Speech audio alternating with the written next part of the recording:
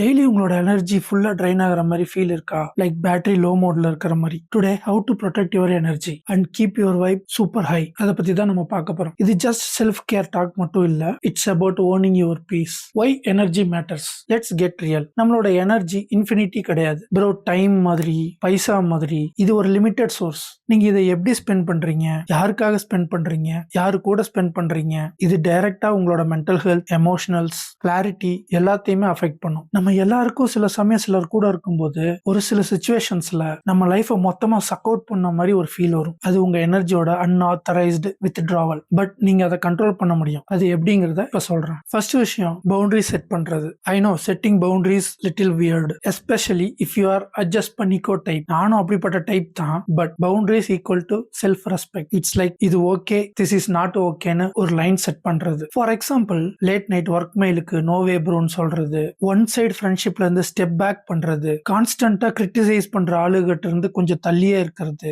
அவங்க கூட time spend பண்றதை குறைச்சிக்கிறது. இது ரூட் இல்ல, இட்ஸ் நெசசரி. உங்க எனர்ஜியை நீங்க ப்ரொடெக்ட் பண்றீங்க, so you can be your best self full சார்ஜ்ல. ரெண்டாவது விஷயம், பவுண்டரிஸ் அண்ட் ரிலேஷன்ஷிப். நம்மள சிலருக்கு ஒரு பயம் இருக்கும், பவுண்டரி செட் பண்ணா ரிலேஷன்ஷிப் ஸ்பாயில் ஆயிடும். லிசன், பவுண்டரிஸை ரெஸ்பெக்ட் பண்ணாத ரிலேஷன்ஷிப் ஹெல்தியாவே இருக்க முடியாது. உங்களை வேல்யூ பண்ற பர்சன் உங்களோட பவுண்டரிஸை, உங்களோட லிமிட் லைனை கண்டிப்பா ரெஸ்பெக்ட் பண்ணுவாங்க, அதுக்கு வேல்யூ கொடுப்பாங்க. சப்போஸ் அவங்க அப்படி பண்ணலைன்னா அவங்க இன்னும் உங்களோட வேல்யூவை சரியா புரிஞ்சுக்கல, உங்களோட ஒர்த்தை உங்களுக்கு தெரியலன்னு. Sometimes distance is healing bro. ஃபுல்லா கட் பண்ணி விடணுமா? Not always. ஜஸ்ட் கொஞ்சம் ஸ்பேஸ் கிரியேட் பண்ணு ஃபார் பிரீத், டு திங்க். உங்களோட ப்ரியாரிட்டிஸ் கூட நீங்க ரீகனெக்ட் ஆகுங்க. மூணாவது விஷயம், ஸ்னீக்கி எனர்ஜி ட்ரைனர்ஸ். இப்போ கொஞ்சம் ஸ்னீக்கி ஸ்டஃப் பத்தி பேசுவோம். உங்களோட எனர்ஜியை சைலண்டா லூட் அடிக்கிற திங்ஸ் என்னன்னு பார்ப்போம். காசிப்ல வேஸ்ட் பண்ற டைம், சோஷியல் மீடியால கம்பேரிசன் கேம் பண்ற time, negative vibes or drama overdose. இது எல்லாமே ஃபன் மாதிரி இருக்கும், பட் ஓவர் த டைம் உங்களோட எமோஷனல் வைப்பை அது மிஸ் பண்ணும். நீங்க வேற யாரோட ஸ்ட்ரெஸ்ஸையோ கேரி பண்ணுவீங்க, நீங்க வேற யாரோட